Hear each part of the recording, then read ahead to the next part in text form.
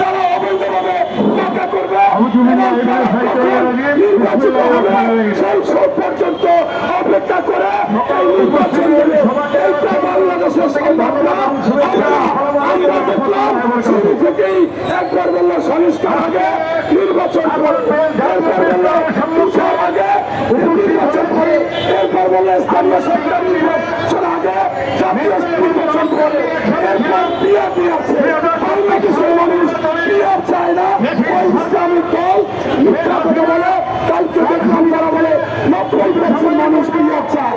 অথচ আমি যেখানেই জিজ্ঞাসা করি কোন মানুষ বিএনপি চায় না, বিএনপি চায় না। এই ষড়যন্ত্র তারা করতেছে। এই ষড়যন্ত্রে পথ দেখা যাবে না। সর্বশেষ বলবে মানুষ আন্দোলন সংগ্রাম করেছিল, বাজার দল নিয়ন্ত্রণ করবে এবং আপনার সুশাসন সুনীতি সুবিচার থাকবে, আইন শৃঙ্খলা বাহিনীর অবনতি হবে না এবং মানুষ হাঁটবে